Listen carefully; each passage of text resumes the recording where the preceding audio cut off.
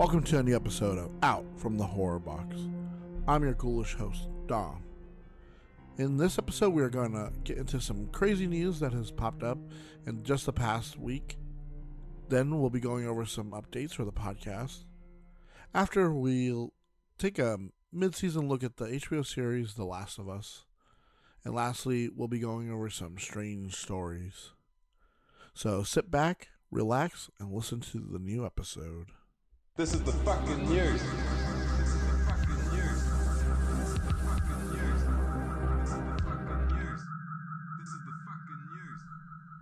UFO, or unidentified flying object, for those who don't know, is a phenomenon that has been happening since records have been kept and before. What are UFOs? They could be anything from extraterrestrial visitors, secret governmental craft, weather balloons, or just anything we can't say for certain. If you have not heard or seen the news recently, there has been a lot of talk about UFOs, or as the government calls them, UAPs, which stands for Unidentified Aerial Phenomena, or just objects. From the end of January to the beginning of February, a Chinese-operated balloon was seen over the U.S. and Canada.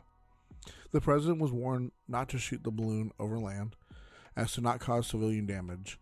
So when the balloon was over water, he authorized the military to shoot it down. Since then, over the past few days, from February 10th and over the weekend, there have been 4 UFOs shot down by the U.S. government. The most recent being over Lake Huron in Michigan. The latest object was detected as a blip in radar over Montana. It moved across Wisconsin and then through Michigan. What are these aerial phenomena? Why have sightings increased? First, as of now, we still have no idea what these objects are as of yet. Hopefully that will change and we'll get some disclosure. But if these objects are foreign from another nation like China or Russia, it may take years to get that disclosure. So, to be a little fair, we have been getting a lot of disclosure in the last few years, with the government actually acknowledging that the phenomenon has been happening. Second, it is not known why the sightings have increased.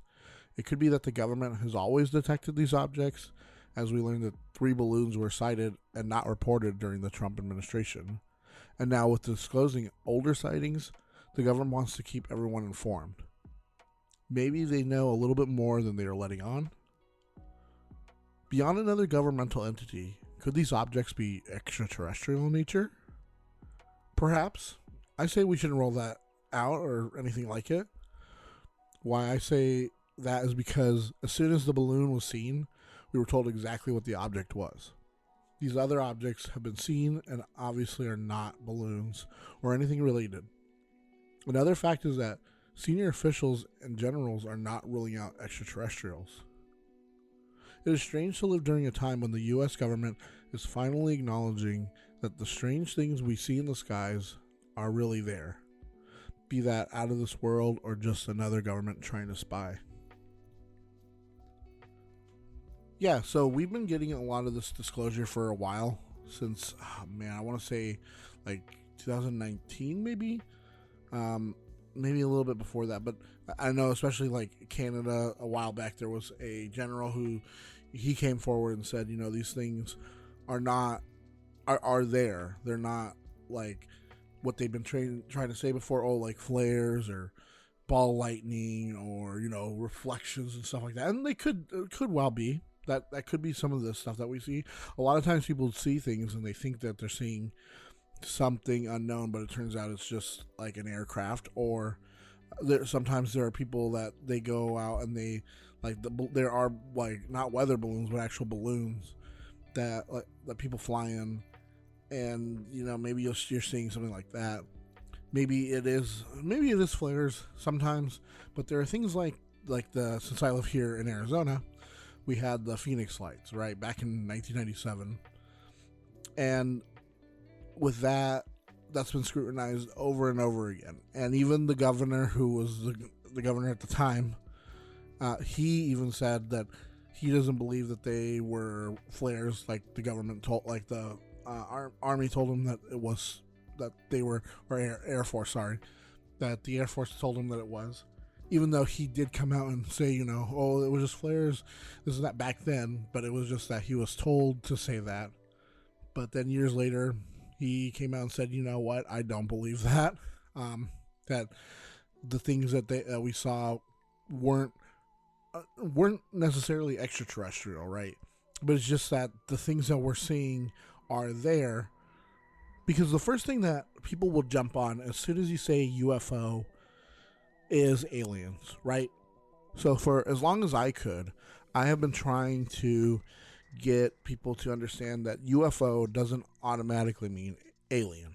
It doesn't automatically mean little green men are flying their flying saucers out there, right?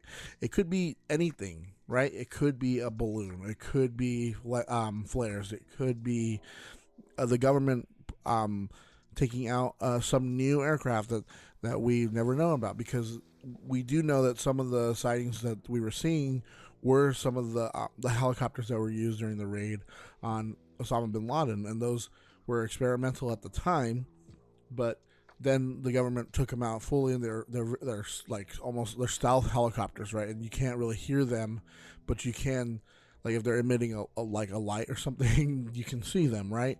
So because a lot of times what people will say with UFOs and interacting with UFOs is that they don't make a sound, and that could be what that is, maybe for that. Although sometimes people are faking, people are just hoaxing everyone, but not every UFO is a hoax, and we've seen that with the footage that they've shown to be true UAPs that the government says, and even other governments like Chile and all that have been releasing videos, and so I don't think you can just say, oh, it's another balloon, right? Because as I said before, like we knew of 3 balloons before. The one that was shot down just last month. And if we're sure that is a balloon right away, I'm pretty sure that's why they went on and they were able to say, hey, it's a balloon, right? And people were seeing it and they were seeing a balloon. But people were seeing this object and they were right away, like they weren't calling it a balloon. They were just calling it a UFO, a UAP, an object, if you'd like. And this object has been not just seen there. There was other objects, and like how it's widespread too. So it went from Montana and it ended up over Lake Huron in Michigan, and that's crazy to me. Where it's like it'll get to this point where it's like, what? How else can we identify it, right? Like, do we need to get planes up and or jets up and get close to it? But then what happens if it fires back? What if it explodes, right? What if it's meant to collect data and it's transmitting data, and as soon as something gets near it, bam, it explodes or something, right? It could have some kind of self-destruct, something to make sure that we don't understand what it is. What if we get close to it and then it takes off further and faster? Then what is it, right? I don't know. This, to me, it's just weird living in a time where I just remember the 90s and the early 2000s, and it you'd say UFO and everybody would already be like, oh, crackpot. Anyone who was saying that, anyone with credentials and saying that they believe in UFOs or just that they're unidentified, right? Flying objects, that the government was telling everyone to discredit them. And now, look, it's 2023, and we are not discrediting these people anymore because we are seeing these things. And sightings have gone up even more over the past couple years, and it's just kind of crazy.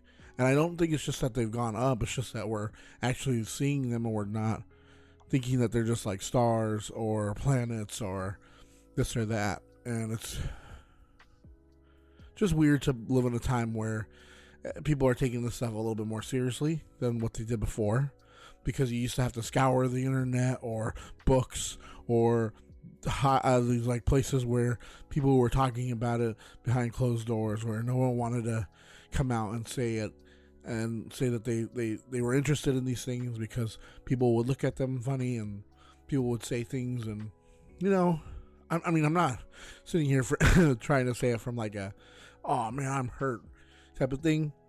But it's just like, it's just funny because it's like how we like this stuff, like, oh, like being a nerd before, being into like comic books and stuff before, like people would make fun of you for that, and now like it's in the mainstream, and that's what I just mean. I mean is that like now look at it, it's just in the mainstream to talk about this, to talk about, hey, what do you think these UFOs, these objects are, right?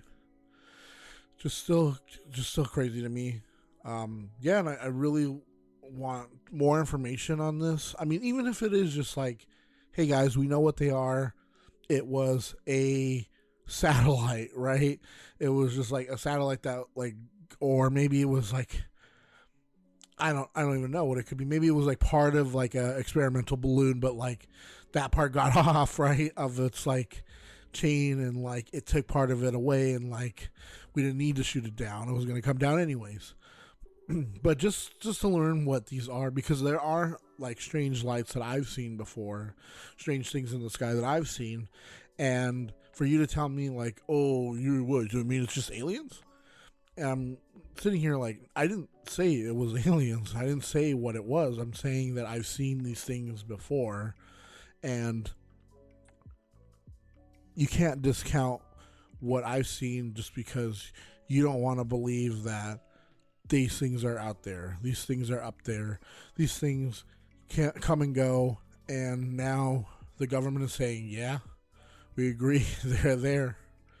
So can't wait to get more information on this, and hopefully we'll have an update on another episode about this.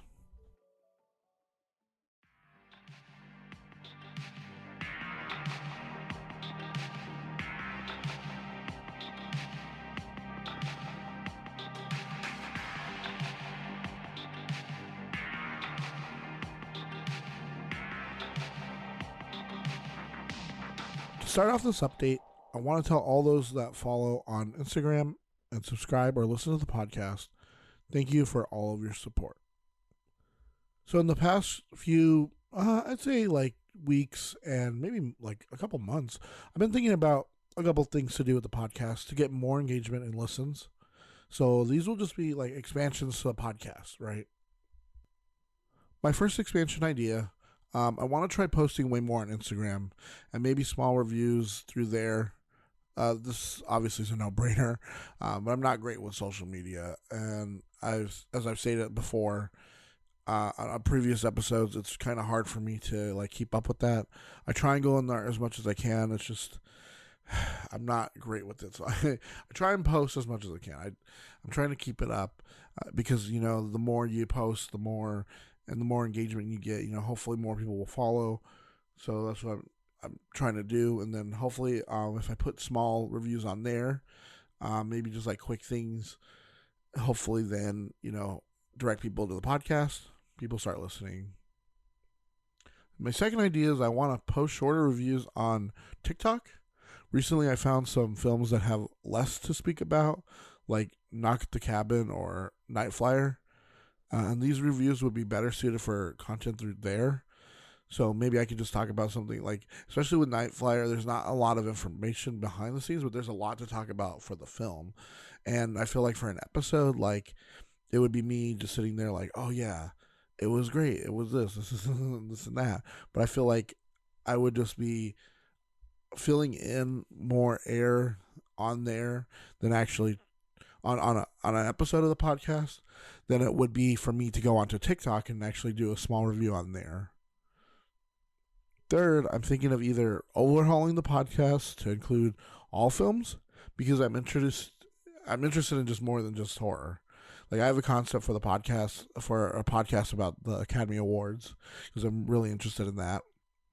And I don't want to pay for like another podcast, because that's something that I may have, or that's something I would have to do. I would have to pay for a whole new like podcast as well, and I really don't have the funds for that. This would be changing the podcast from out from the Horrorbox to under the umbrella of my production company, American Nothing Productions. So the Instagram won't change, just it would acknowledge American Nothing as the production company. This would change the website and you would see multiple different podcasts under the one, but that might be confusing. Alternately, I could do a smaller rebranding or expand from just horror to like fantasy, sci-fi, superhero films. I'm leaning towards this to begin with, this latter idea. And if we're able to grow from there, maybe expand to a new podcast altogether. And that's only if I'm able to like build up the views and the streams and all that. The last idea I have for expanding would be filming reviews and live streaming. I'm working with my production partner on a YouTube series about scary stories, and I'm going to promote the podcast there as well. The live streaming would be through Twitch. I could gather videos, news, Reddit posts, and anything else to review live. Just please let me know if you're interested in any of this. If you'd like to help, message me through Instagram or our email. That'll all be in the description. It's always in the description for you guys. I would really like feedback. Also, I would create a Patreon, but without the number of listens that I'm hoping to get, I'm hesitant to make one. I'm between jobs right now, so beyond content, there really isn't much I can offer. If you know any ways to reach a wider audience, please let me know. For now, let's move on to our mid-season review of The Last of Us. If you don't think there's hope for the world, why bother going on? You haven't seen the world, so you don't know. You keep going for family. I'm not family. No. You're cargo.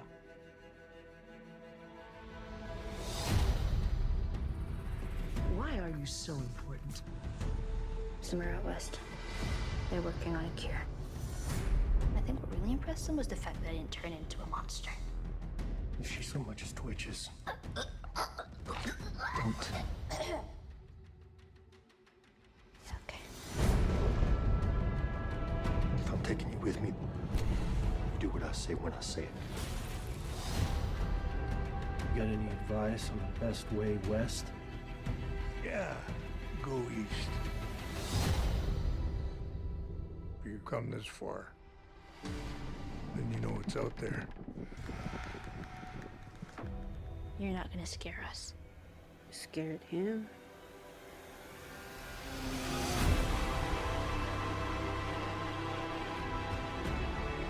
You have a greater purpose than any of us could have ever imagined.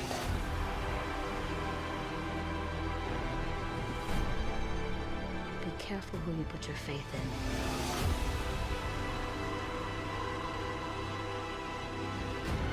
It might not be her father, but you're someone's.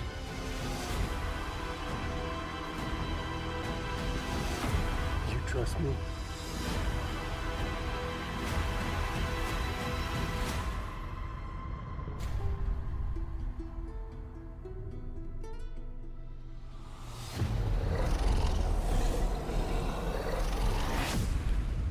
The Last of Us. For those who have not seen the series or played the game, is an American post-apocalyptic drama television series created by Craig Mazin and Neil Druckmann for HBO. It is based on the 2013 video game by Naughty Dog. The series is set in 2023, 20 years into a global pandemic caused by a mass fungal infection, which forces its hosts to transform into zombie-like creatures and collapses society. The series follows Joel, played by Pedro Pascal. He is a smuggler tasked with escorting the teenage Ellie, played by Bella Ramsey, across a post-apocalyptic United States. Each episode adds to the story, showing parts of a character's past and helps to connect the in-universe timeline. Guest stars include Nico Parker as Joel's daughter Sarah, Gabriel Luna as Joel's younger brother Tommy, Merle Dandridge as Resistance leader Marlene, and Anna Torv as Joel's smuggler partner, Tess. Of the planned 9 episodes of the first season, 5 have premiered. Since we are just past the halfway point, and each episode is almost like a mini-movie, I will be going over these episodes and giving my thoughts of the series so far. When You're Lost in the Dark. This is the first episode, and it premiered January 15th, 2023. In 2003, a mass fungal infection of mutated cordyceps sparks a global pandemic. Joel flees with his daughter Sarah and brother Tommy from their Texas home. Sarah is killed by a soldier. 20 years later, Joel lives in a quarantine zone, QZ, in Boston, managed by the Federal Disaster Response Agency, FEDRA, working as a smuggler with his partner Tess. When Tommy fails to contact them from Wyoming, they pay a local dealer, Robert, for a car battery, but he scams them and sells it to the Fireflies, a rebel group opposing Fedra. Attempting to retrieve it, Joel and Tess encounter Marlene, the Fireflies' leader, who begs them to take teenager named Ellie to Massachusetts State House in exchange for a working truck. While sneaking out of the QZ, the three run into a soldier on the outside. He tests them for infection and reveals Ellie is positive. Joel kills the soldier, and Ellie claims to be immune. Infected. This is the second episode and released on January 22nd, 2023. 2 days before the worldwide outbreak in Jakarta, Indonesia, the government shows an infected corpse to a mycologist, who tells them there is no cure or vaccine and advises bombing the city to prevent further outbreak. In the present, Ellie explains to Joel and Tess that she is being transported west in hopes of being used to find a cure. Discovering that the path to the State House is swarmed with infected, they cut through a history museum where they are attacked by blind infecteds known as clickers, and Ellie is bitten. They arrive at the State House, but find that the Fireflies are dead. Tess reveals she was bitten, while Ellie's bite begins to heal, proving her immunity. Joel shoots an infected, which alerts the swarm to their location. Tess convinces him to escape and take Ellie to their allies in Lincoln, Massachusetts, while she stays behind, blowing up the building and killing herself along with the horde. Long time. This is the third episode of the series and premiered on January 29th, 2023. Joel and Ellie begin the hike to meet with Bill and Frank. Ellie sees evidence of the government's execution of innocents during the early days of the pandemic. Back in 2007, Frank leaves Baltimore and stumbles upon the compound of Bill, a paranoid survivalist who reluctantly takes him in. The two men begin a romance, sharing a love of music and food.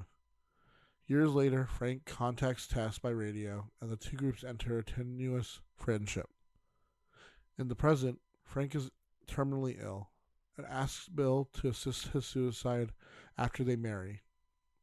Bill, not wanting to live without Frank, kills himself as well. While Joel and Ellie arrive, they discover a letter Bill left for Joel. Bill wrote that protecting Frank gave his life meaning, and that he has left Joel his supplies.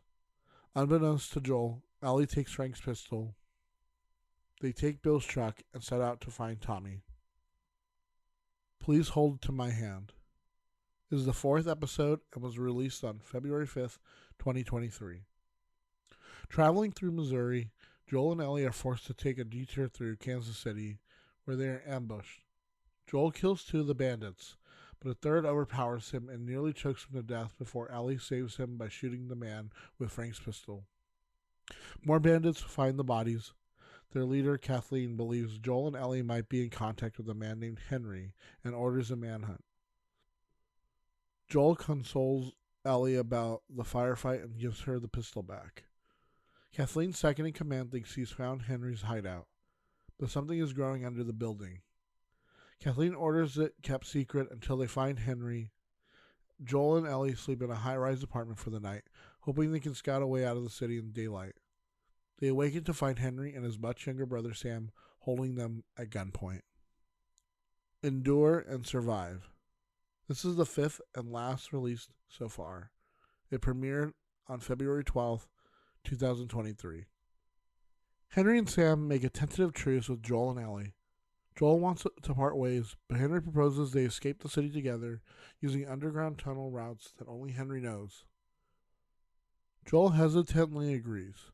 Henry confesses to Joel that he was responsible for the death of Kathleen's brother, turning him over to Fedra in exchange for medication for Sam's leukemia. After escaping through the tunnels, the group is attacked by a sniper from an upper story window. Joel sneaks up and kills him, finds that he was radioing Kathleen, who arrives with her militia. Kathleen has Henry in her sights, but before she can shoot, a multitude of infected emerge from underground, including a large bloater that beheads Perry and a child clicker that infects Kathleen. After the group escapes to a motel, Sam shows Ellie he was bitten on the leg. The next morning, Sam is infected and attacks Ellie. Henry is forced to kill him, but then shoots himself. Joel and Ellie bury them and set off on foot, heading west.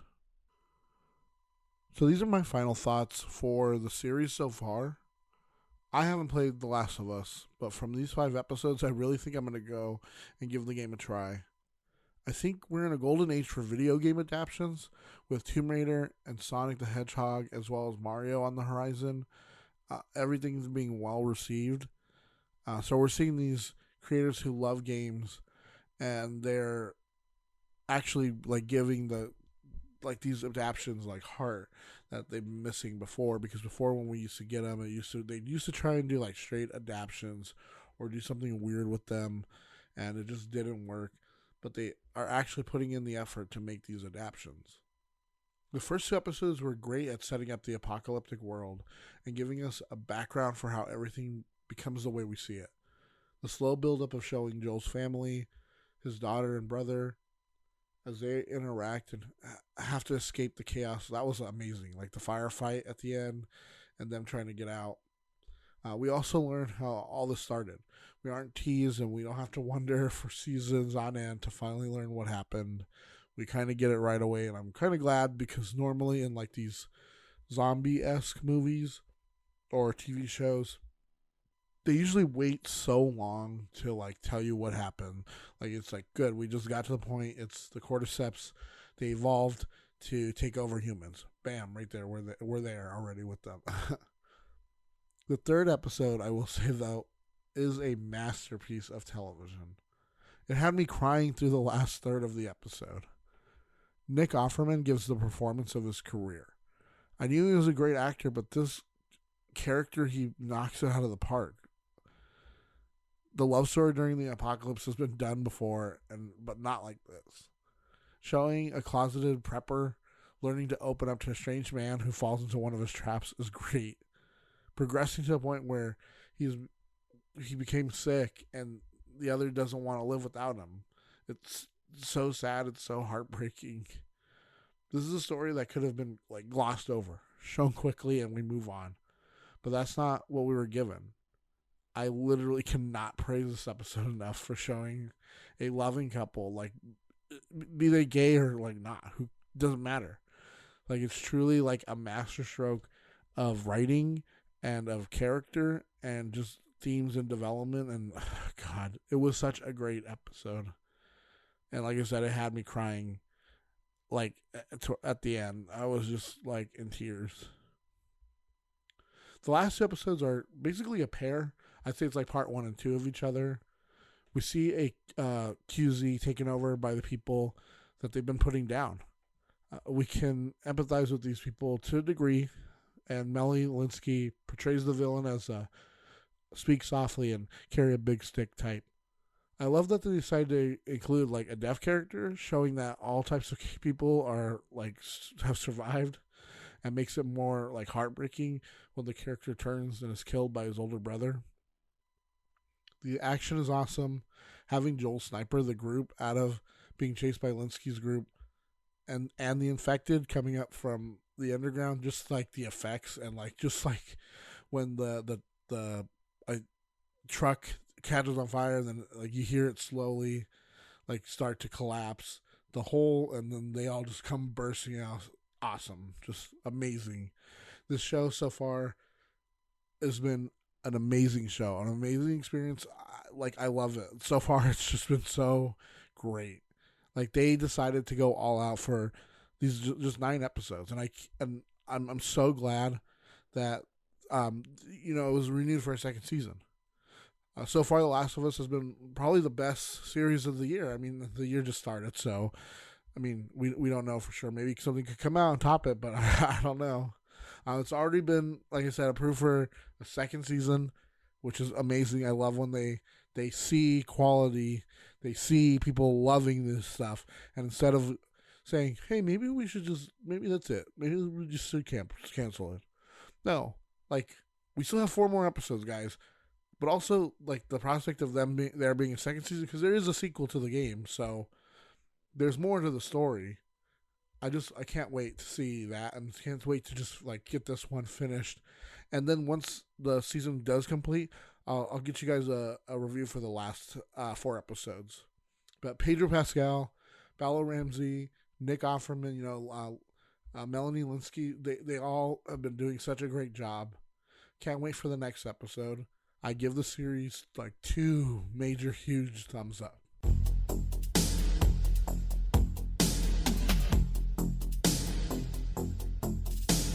Next, we have a few strange stories found on the internet.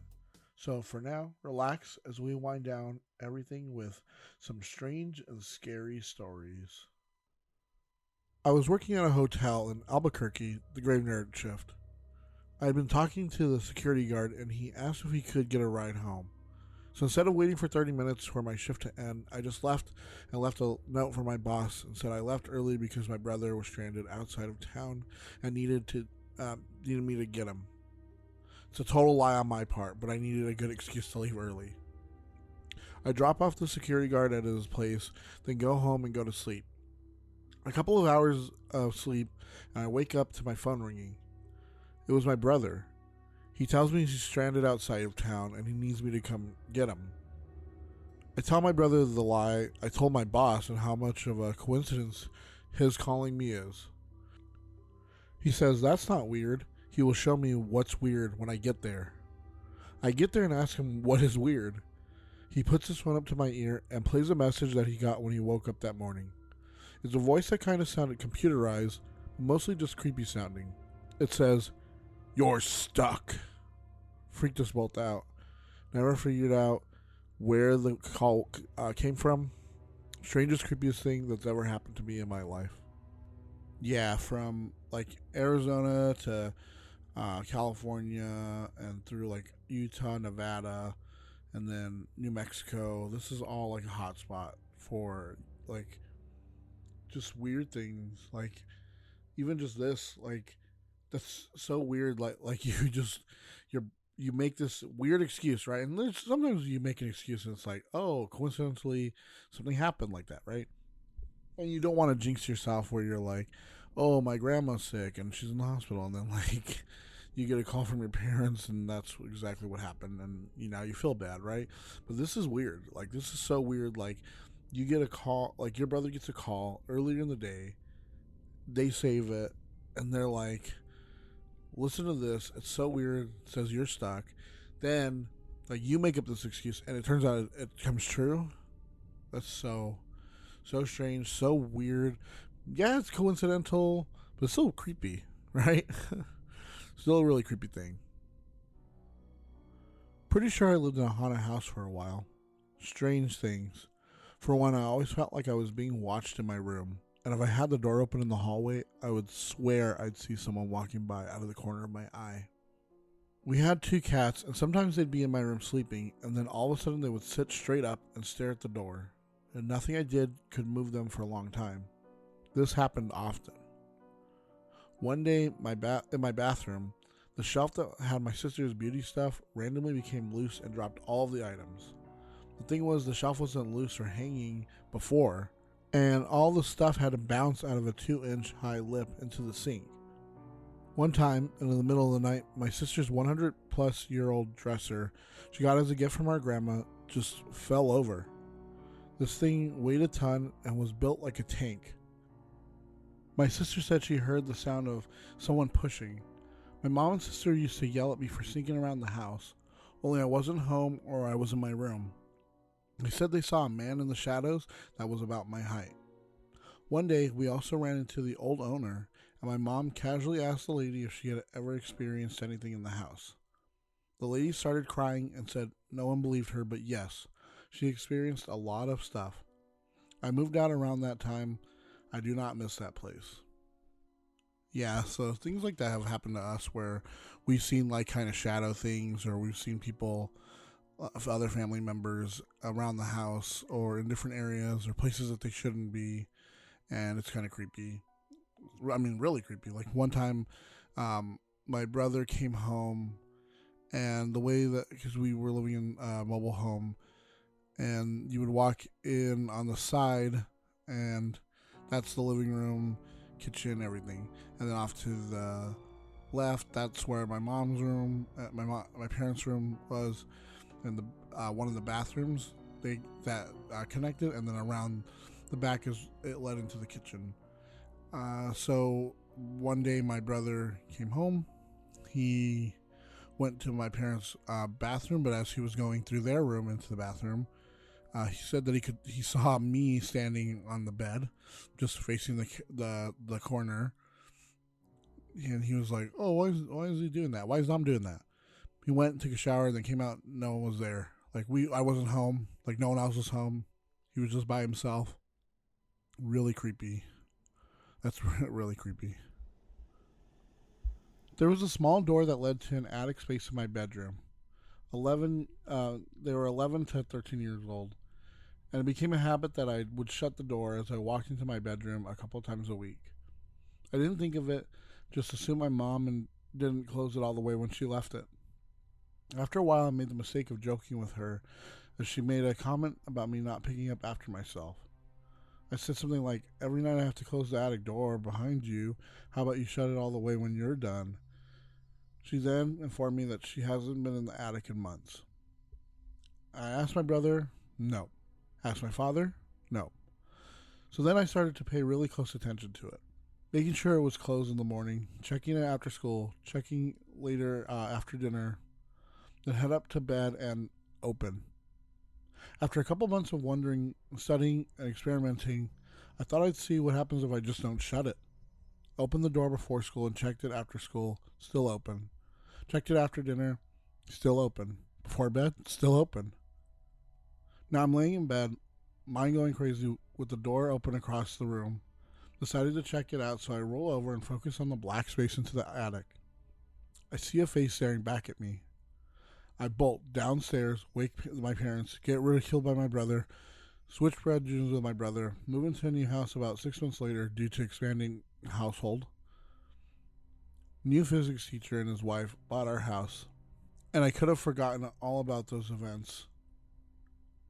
And I chalked it up to me having an overactive mind. But then my senior year, I discovered how awesome our physics teacher was. Became my favorite class and by far my favorite teacher. End of senior year, my friend and I took our VHS camcorder around town doing mostly silly things, but then took it to my old house to see what they'd done with the place. We got a very fun tour. I got to tell stories all about the projects my dad did around that were still part of the house. Then his wife leads us upstairs and shows us to the sewing room. I ask, jokingly, "Notice anything strange in this room?" And her face goes blank. On camera. She asks what I mean, and I try to shrug it off, but end up saying something about the attic door. She confirmed that every time she goes up to sew, the attic door is open. She then tells us that the second day of being in the house, their dog, a German Shepherd, had gone into the room but would not go back downstairs. He started barking, could not be consoled, and he jumped through the window, landing on the tin roof over the porch and then running off. The dog did not come back until the next day and has not set foot into the hallway that leads upstairs since. I had the initial thought that I could show my parents and brother the story I had on film, but I decided just to leave it be. Attic is a space in this house that runs parallel, like a Cape Cod, to the second floor, not above it. I was 11 and 12 when this was going on, so I did not immediately science it all out. When I finally told my family that I saw a face, it was just my brother that ridiculed me. My father definitely would have checked it out for actual humans because one of the first comments he made was about a family that had recently had a coin collection stolen from their house across the street. This event itself was easy to shrug off because I could chalk it up to a lot of other possibilities, like the ones mentioned below. It wasn't until 5 years later that it became freaky. The look on the wife's face before she told us about the dog was very telling, like something they decided to never put much thought into. My new story added depth to their experience, and their story added depth to mine. This did not make me a believer in the paranormal. I told the story as a collection of details, not as a confirmation of ghosts. What it did do was make me never be able to be a non-believer. And yeah, I mean, it's kind of creepy. Like he went on like this is like part of like him editing and like adding to it. He said that the face was expressionless. He did not see a body. It was just appeared to be a dimly lit face staring at him or them. The door was an actual door, just smaller than 2x4, with a knob, and had to be turned in order to open the door. And that they don't have the VHS tape from 20 years ago, that they moved a lot after high school and the tape got lost during the moves. And yeah, it's really creepy. I mean, that's why I don't like having doors open when I'm sleeping. Like my closet door, the door to my bedroom, anything, because like what happens if you wake up in the middle of the night and you see something like that, right? You see somebody's face like that, it's gonna freak you the fuck out. So yeah, I don't do like open doors and stuff.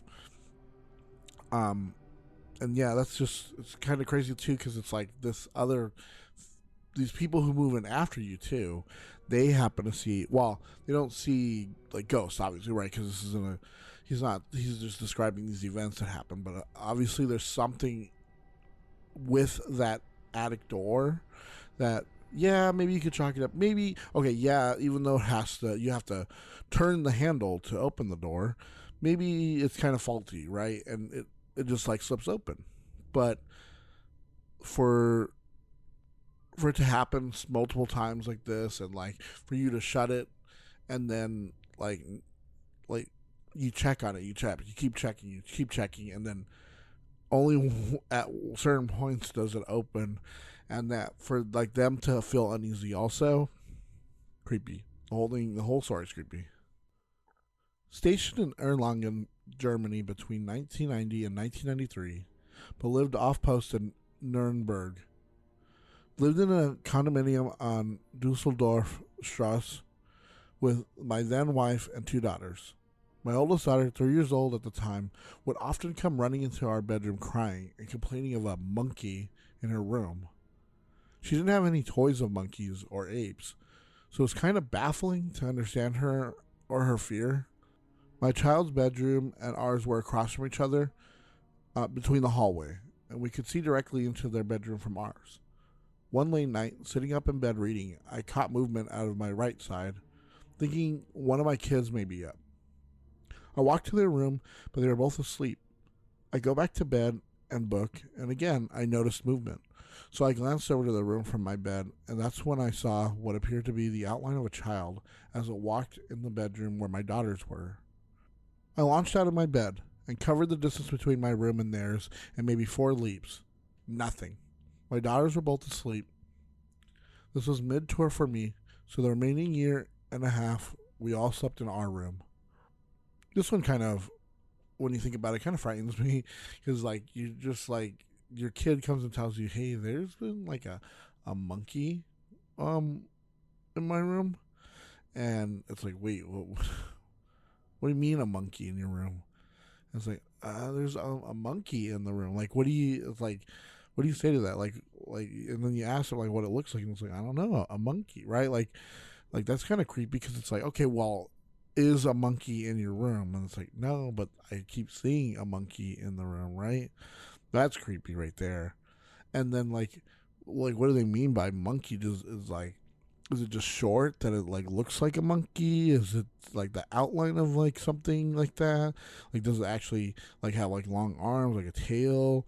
Like, is it something just like short wandering around in your room? Like, when is it appearing to you? And yeah, like she says, like they have like no toys like that, so it's like maybe you woke up in the middle of the night, right? And you look over and there's your stuffed animal and it's a monkey, and it's like, oh yeah, like, oh, kind of frightened me, like the monkey doll like frightened me or whatever, right? But like the fact that like your kid is coming to you and is like, No, I see a monkey in the room every so often. It's like, and then you start seeing like this weird shadow of like what looks like a kid, but then like, oh, what? And you go in there and there's nothing, and you just see your daughters or your sons, your whatever, right? They're there fast asleep. Yeah, I'd do the same thing. I'd make them sleep in my room until we left that place, because that's creepy.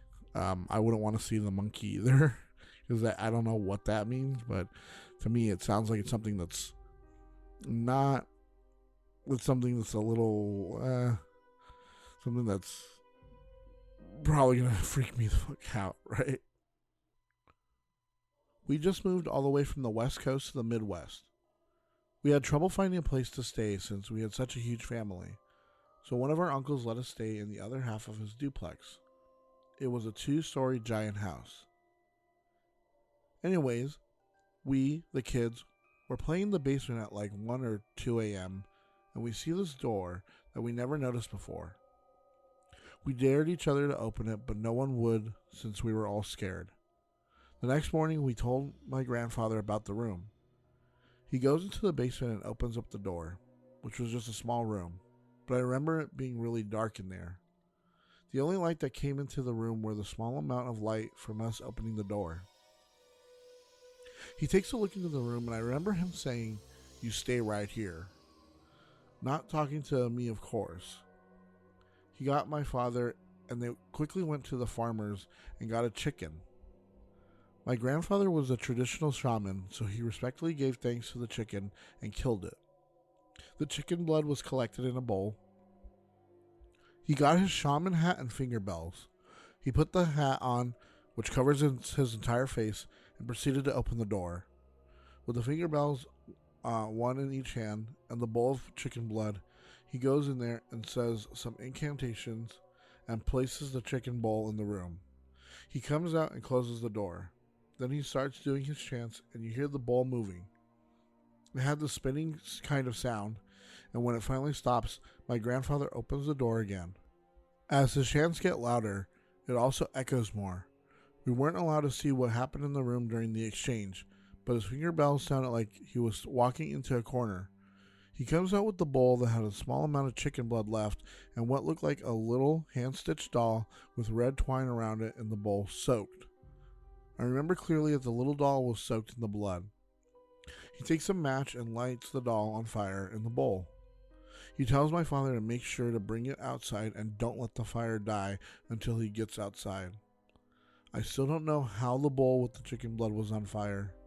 I doubt the chicken blood would catch on fire, so the only thing I could think of was the doll. Once my father left, I got a look into the room, and you can faintly see that most of the chicken blood splattered around the room. We had to clean it up later with flashlights because the room was so dark and the blood was smeared all over the walls. A few days later, in the middle of the night, I hear my mother and father panicking. There's a ton of smoke in the house. We left our room to see what was happening, and my father was running back and forth from the bathroom to get the pail of water to where the smoke was coming from. My mother gathered all of us outside and called the fire department. We all got outside except my grandfather, who was nowhere to be found. My dad quickly ran back into the duplex, and what seemed like a few hours came out carrying my grandfather on his back. Somehow, my grandfather had his shaman hat on, which puzzled me. A few years ago, after my grandfather had passed away, I asked my dad about where he'd found my grandfather. My dad said the smoke was coming from near the basement stairs and that he found my grandfather in a deep trance facing a wall. He quickly got my grandfather out of the trance and carried him out. It was weird since the firefighters said that the fire must have suffocated itself to death because they couldn't find a fire at all. However, the walls in the kitchen and in the basement were all smoked afterwards. And then here's some answers to some of the questions that they received. My father said that a bad spirit was trapped in the room. My grandfather is the only one who knows why it was trapped in there, so I cannot tell you. Was the ritual necessary? My grandfather would never do a ritual unless he had to. It was very tiring on the ancestral spirits and body to keep doing rituals. He wouldn't do one unless he knew he had to. Spirits like these just don't go away naturally. Usually they stay attached to a place or person for a reason. Even today, if I'm feeling ill, a shaman would most likely tell me to go seek medication unless my souls were missing or wounded. That's a big difference in being physically ill and having your souls wounded or missing.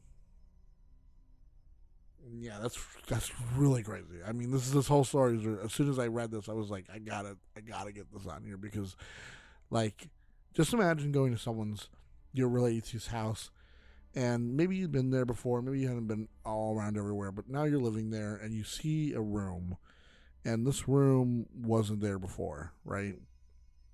And now you know from them, your parents and the people related to you, like your grandfather doing a ritual, that there's something in that room. That would freak me out. Like, this whole story freaks me out. Like, the fact that they even went in there, like, afterwards to clean up the blood, that's creepy. Like, what did the doll have to do with anything, right? Like, why wasn't it there before? Like, where did that come from? Yeah, like, he's right. Like, why did the chicken blood light, like, on fire? It's creepy, scary, and yeah, like, man. This is the kind of stories I love to, like, get on here, where it's just like, what? Like, what explains any of this, right? How do you explain any of that? I used to date a girl in college who lived 3 hours away. We would trade weekends, one at her school, one at mine. One day she got upset because she had driven all the way to come see me, and I was in an all-night study session, which she knew about, and couldn't be home to see her. She texted me that she was going back to her place, and that I never heard anything from her ever again. After 3 days of texting and trying to make sure she was okay, the text started coming back as number not found. I sent her stuff she left at my apartment in the mail, and it returned as no forwarding address. Her instant messenger account, which I never messaged but knew the name of, was disconnected. It gets even weirder. I called her apartment landline and was told the people who had lived there had moved out. She had 3 roommates, and they didn't leave a number as to where to find them or, like, where they went. I got really freaked out and asked friends who worked in school admin to pull some strings just to make sure she was alive. The school she was at didn't have any records of her as a student. The license plate to her car wasn't registered to anyone. None of our mutual friends ever saw her again. I called the police, but there were no car accidents involving anyone who fit her description in the stretch of the road between our 2 schools at night or in the 2 weeks after. I didn't ask for a longer time frame because at that point she was already missing. The cops wouldn't file missing persons because I wasn't a family member. To this day, I have no idea what happened, why she freaked out on me so bad, or if she's still alive or in witness protection or was erased from all time by an evil wizard. She literally disappeared without a trace.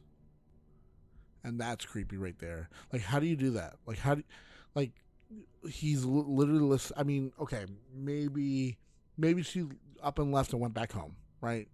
And maybe he's not checking like that, right? Like checking to see if she went home, because you probably should know where she's from, like last name, know at least like the general area. If you were dating her for at least some like good time, you get to know each other at least some past certain just like regular old like, oh, I like going to the movies. You get to know them after a certain point, right? And I feel like, yeah, like why did she flip out so bad? Where are the other people she lived with? Why doesn't the school administration know or have any records of her? Even if she like pulled out, they should have a record of her before, right? And then the fact that there's no like police reports or anything, and then like even your friends and like her license plate number is not coming up. So weird. Yeah, like you said, going to like witness protection, that's the only thing I could think of, but I'm pretty sure they wouldn't wipe away like past records. I'm pretty sure it just stops them from like creating new records with that name. This is so weird. It's like sometimes like where do people go? Can people just like step into like another dimension? But then like what happened to the rest of the people who knew her? It's so weird, so strange. And I love these weird, strange ones that you're never gonna know the answer to. I grew up in the great Pacific Northwest, in the foothills of the Cascade Mountains, under the shadow of Mount St. Helens in Washington State. It is a land full of myth and legend, mostly from the natives, but a lot from the old-timers, the loggers, the trappers, the hunters, etc. One of my father's oldest and dearest friends, now passed on, was a local Native American who was one of the oldest of his nation. He was an adult before most of the towns in our area were settled by white people. His name was Charlie to us. I'm sure he had another native name, but I don't recall what it was. Charlie used to sit down, kids and adults, and tell us stories. Some of the stories were tribal legends, some of them were things he swore happened to him in the woods, and some were things said by the other men and women of his tribe, or the fur trappers and miners of the late 19th century. As I got older, I began to realize that Charlie wasn't just pulling our leg on some of these stories. He genuinely believed them, and a few of them happened to me as I would wander out into the woods and investigate. The most obvious and easiest to prove was the ridge lights or mountain lights. Charlie called them by different names, and the locals to this day still tell some stories about them. The lights, according to Charlie, had existed as far back as man had. They would appear around the mountains on clear nights and zip around in the air. One of the local legends said the lights were the spirits dancing and playing. I first saw the lights when I was a kid, and several times since then. To me, they fit the exact description of a classic UFO. Lights that appear to be some form of aircraft that flew in manners impossible for our current aircraft. Incredible speeds and course corrections. The last time I saw the ridge lights was in the mid-1990s. I have noticed a distinct decrease in reported sightings of them since then as well. But for a while, the western foothills of the Cascades was a hotspot for UFO sightings. Speaking of UFOs, it goes a bit further than just seeing lights. When I was a young kid, I woke up in the middle of the night in the little farmhouse we lived in to bright lights outside. They were multicolored and flashing, like police car lights, except I seem to recall there was green in there as well. I was curiously unafraid and walked out of my room into the living room, the kitchen, and eventually my parents' room. All the while, in the windows, there were these bright lights. I tried to wake my parents up, but they were sound asleep. I shrugged it off, went to bed, and woke up in the morning. When I brought it up to my parents, they dismissed it as a dream. I accepted that, especially because one odd part of my story. I couldn't wake my father up, and he was a Vietnam vet who normally woke at the sound of a mosquito farting. The story would have ended there if not for our drunken neighbor. Some years later, when I was a teen, I was talking with the now dead neighbor's granddaughter. The neighbor himself was known as a drunken lout and storyteller of the first order. Anyway, his granddaughter was telling me about how he used to tell these crazy stories. One day he swore up and down that aliens landed in his field and visited him in the middle of the night. I laughed and said I think I would have seen that, as our yard connected to his field. She agreed, saying something like, "You and your parents would have noticed a bunch of red, green, blue, and white flashing lights in your backyard 10 years ago." To be clear, I'm not saying I saw a UFO land near my house. I'm saying I may have seen lights that matched the description of the lights on the supposed spaceship reported to have landed in my unreliable drunken neighbor's yard. And then there is the big myth of them all. Sasquatch, Bigfoot, whatever you call him. Do I believe he exists? Absolutely, even though I consider myself a man who puts science before superstition. Why do I believe in him? Because when I was a child, I saw the footprints.